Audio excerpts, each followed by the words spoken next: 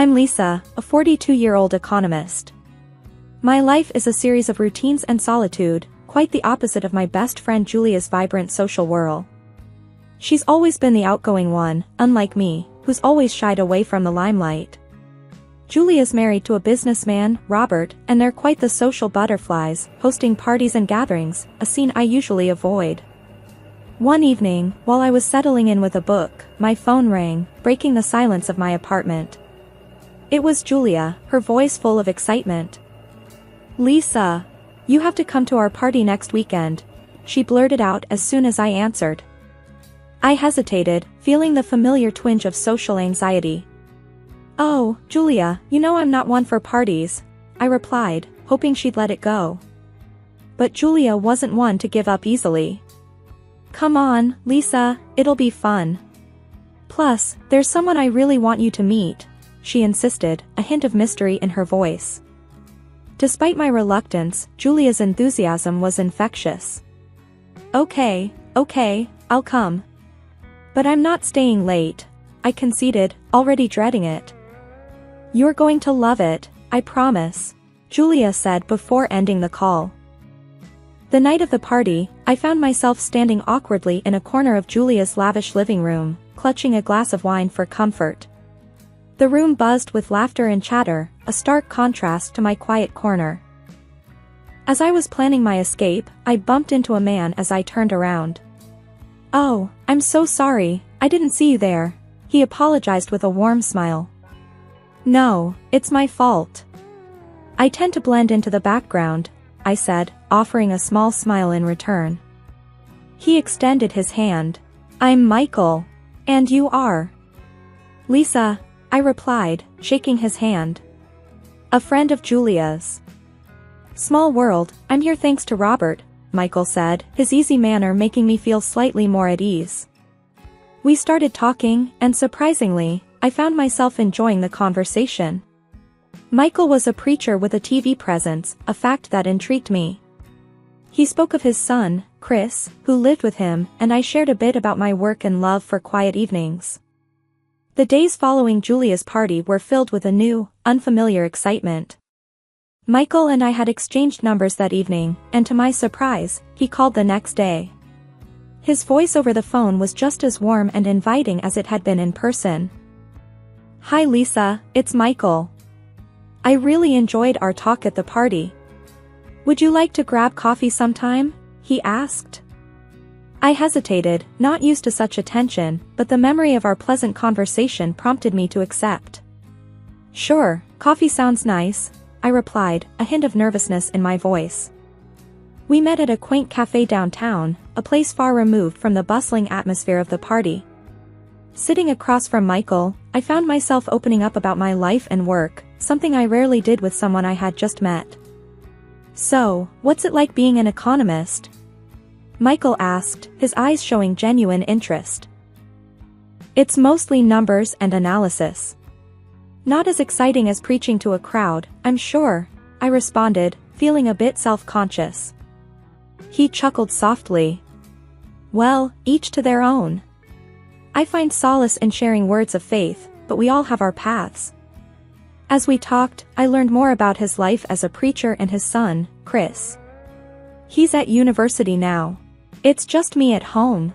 It gets quiet, you know," he shared. I nodded, understanding the feeling all too well. "I can imagine. I've always valued my quiet space, but it can get lonely." Our conversation flowed effortlessly, and before we knew it, a couple of hours had passed. As we parted ways, Michael said, "I'd really like to see you again, Lisa. You're easy to talk to." Flattered and a bit taken aback, I agreed to meet again. Over the next few weeks, our casual meetups became a regular occurrence. We shared stories, laughed, and slowly, a connection formed, one I hadn't experienced before. It was during one of these meetings that Michael broached the subject of his son, Chris. "I worry that he might not take well to me seeing someone. He's quite protective since his mother passed," he admitted. I felt a twinge of anxiety at the thought. "I understand. It must be hard for him," I said, wondering how I would fit into their lives. To my relief, when I eventually met Chris, our introduction went smoother than I had anticipated. He was polite and friendly, and to my delight, we found common ground in our love of books. The relationship with Michael blossomed into something beautiful and unexpected. It was a whirlwind of emotions, and before I knew it, Michael proposed. It was a simple yet heartfelt moment, one that marked a new beginning for both of us. Marriage was never something I had actively sought, considering my reserved nature and preference for solitude. Yet, with Michael, it felt right. His kindness, warmth, and the connection we shared made me believe in the possibility of a shared life. The months following Michael's proposal were like a dream. I, Lisa, who had always cherished my solitude, found myself eagerly diving into this new chapter of life. Our wedding was a modest but beautiful affair, attended by close friends and family, including Julia, who seemed genuinely happy for me. One evening, a few weeks after the wedding, as Michael and I sat on our porch, I shared my thoughts. I never imagined I would be here, in this moment, married and so content, I said, looking out at the starlit sky. Michael took my hand, his voice soft with affection. Life is full of surprises, Lisa. I'm just glad that this surprise brought you into my life. As a preacher's wife, I found myself attending various church events and social gatherings, a stark contrast to my previous lifestyle. At first, it was overwhelming, but Michael was always by my side, his presence a comforting constant. One Sunday after his sermon, as people mingled around the church hall, I overheard snippets of conversation praising Michael's eloquence. "Your husband has a way with words. You must be so proud," one of the churchgoers commented as she passed by me. I smiled, feeling a sense of pride. "Yes, I am. Thank you." Life with Michael was filled with small, joyful moments. We often hosted dinners where Michael's charm and charisma shone. Julia and Robert were frequent guests, and Julia would often pull me aside, gushing about how happy she was for me. "You've really come out of your shell, Lisa. Michael's been so good for you," Julia remarked one evening as we set the table for a dinner party. I laughed softly. "I guess love does change people. I'm just glad it changed me for the better." However, with Chris heading off to university, the house felt emptier, and I sensed a subtle change in Michael.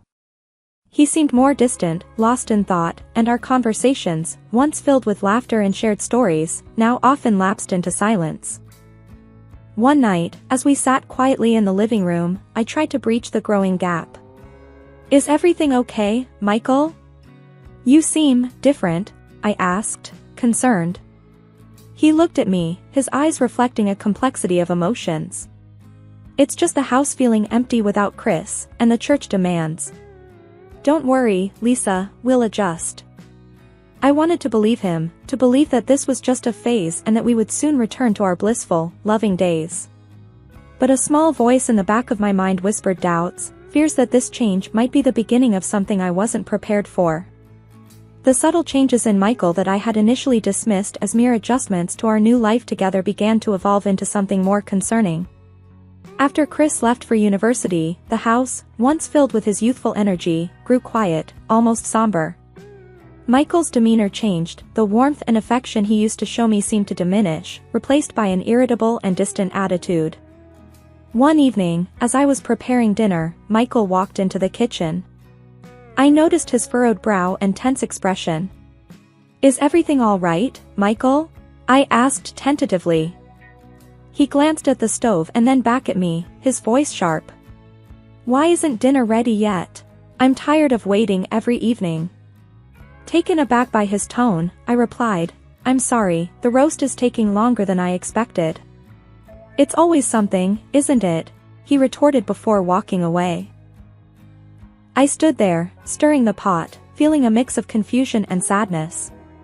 This wasn't the Michael I knew, the man who used to appreciate my cooking and the effort I put into our home. As days turned into weeks, these instances became more frequent. Michael's criticisms grew harsher, and his patience shorter. There were times when he would come home late, and if dinner wasn't hot, he would react angrily. One such night, when dinner had gone cold, Michael's reaction was more intense than usual. "This is unacceptable, Lisa. If I come home, I expect a hot meal," he scolded, his voice raised. "But Michael, you didn't tell me you'd be late." "I can warm it up," I suggested, trying to keep my voice calm. "No, I want a freshly cooked meal." "Is that too much to ask?" he snapped, his demeanor intimidating. I felt a lump form in my throat as I watched him discard the meal I had spent hours preparing. I nodded silently, holding back tears, and began to prepare another dish.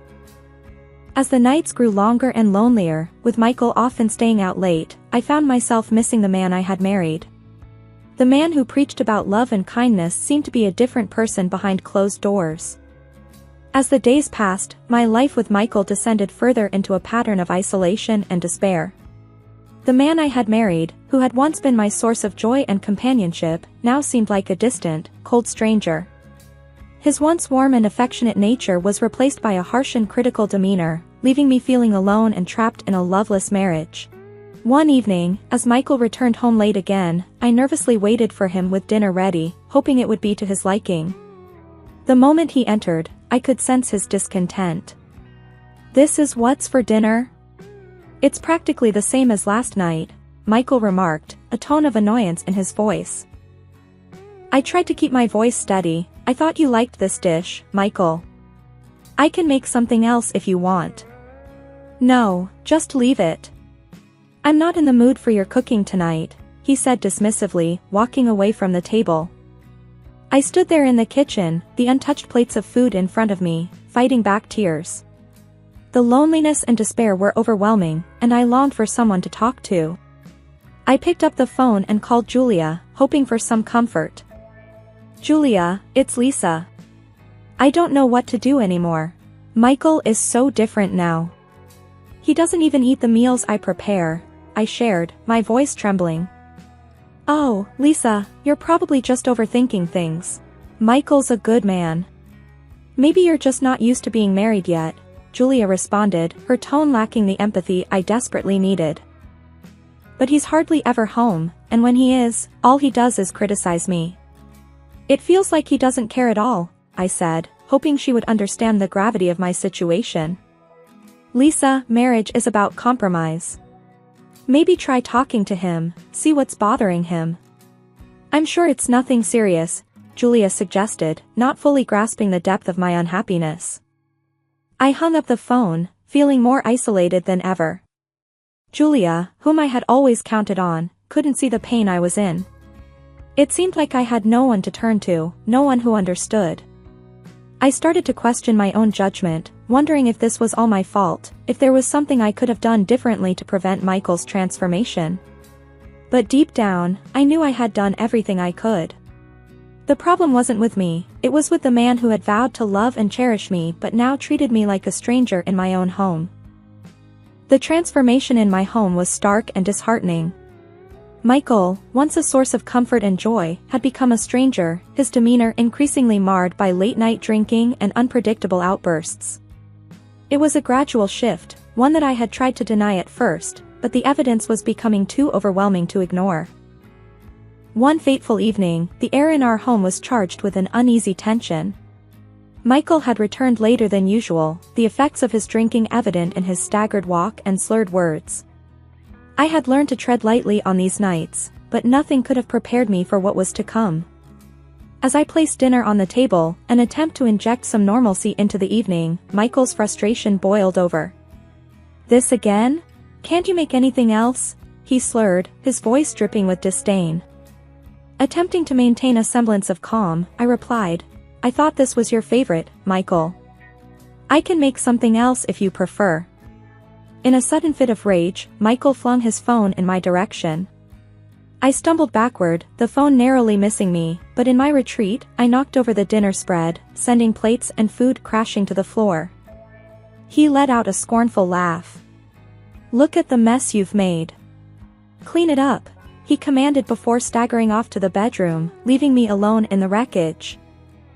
Tears welled in my eyes as I began to pick up the pieces. That's when I noticed Michael's phone, lying amidst the mess, unlocked and unguarded. A part of me knew that crossing that boundary could change everything, but the need for truth, for some understanding of Michael's change, compelled me forward. I picked up the phone and there it was, a string of messages between Michael and Julia. "Can't wait to see you again, missing you, Lisa suspects nothing," the words blurred as tears welled up in my eyes. The betrayal was twofold. My husband and my best friend, two people I had trusted implicitly, were stabbing me in the back. My heart sank as I read each line, a mix of affectionate exchanges and plans for secret rendezvous. I sat there, amidst the chaos, the phone in my hand a testament to their betrayal. Feelings of hurt, anger, and disbelief swirled within me. How could they do this to me? How long had this deception been going on right under my nose? In that moment, I decided to keep this revelation to myself. I needed time to process this betrayal and to plan my next steps carefully. This knowledge was a weapon, and I needed to wield it wisely. I cleaned up the kitchen, my mind racing with the implications of what I had just discovered. The man I had loved and the friend I had trusted had both deceived me in the most intimate way possible. Sleep eluded me that night as I lay in bed, the truth gnawing at me. The next day was a blur, my interactions with Michael mechanical and devoid of emotion. He seemed oblivious to the storm raging inside me, a storm fueled by his own duplicity. Several days after the revelation of Michael's affair, the atmosphere at home had become unbearable. His late-night arrivals and the palpable tension between us escalated into frequent verbal attacks. I knew I couldn't endure this any longer, it was time to take a stand. One evening, as Michael launched into another tirade over some trivial matter, I interrupted him, a newfound resolve in my voice. "Enough, Michael. I can't do this anymore," I said firmly, holding out an envelope. "These are divorce papers."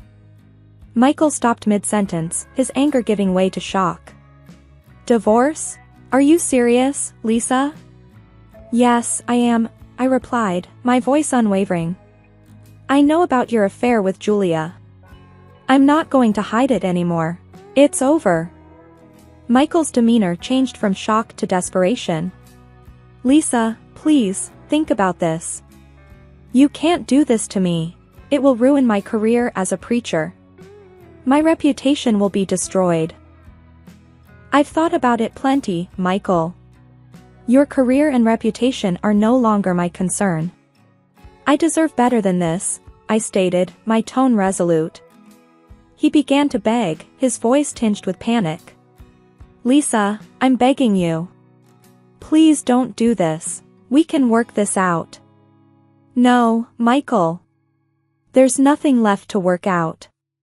You broke our vows, and I won't stay in a marriage built on lies," I responded, my decision clear. Michael's face contorted with anger, his voice rising. "Fine. Go ahead with your divorce. But remember, you won't get a cent from me. I'll make sure you're left with nothing, out on the streets." As I stood there, absorbing his harsh words, he delivered a final, cruel blow. "You're just a fool, Lisa. Just as stupid as my dead wife." At that moment, the door opened, and Chris, Michael's son, stepped into the room. I didn't tell my husband that I invited my stepson to stay for a few days. The moment Chris stepped into the room, the dynamic shifted dramatically. His face was a mask of shock and anger, a stark contrast to his father's blustering fury. "What did you just say about Mom?" Chris demanded, his voice quivering with rage. Michael, caught off guard by his son's sudden appearance, tried to regain his composure. "Chris, this is not what it looks like. We were just..." "Save it, Dad." "I heard everything." Chris cut him off, his eyes burning with anger. "How could you say such things? About Mom, about Lisa?"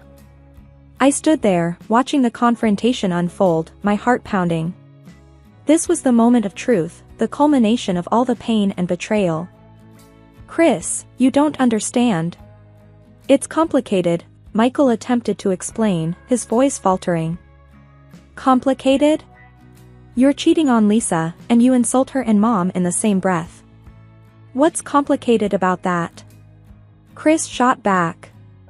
Michael's face was a mixture of frustration and defeat. He looked at me, then at Chris, realizing that his usual tactics weren't going to work this time. Chris, listen to me. Your stepmother is exaggerating things. She's trying to turn you against me, Michael said, attempting to regain control. I'm not a kid anymore, Dad. I can see what's happening, Chris replied firmly. You've hurt Lisa enough. She doesn't deserve this. Turning to me, Chris's expression softened. Lisa, I'm so sorry. I had no idea things were this bad.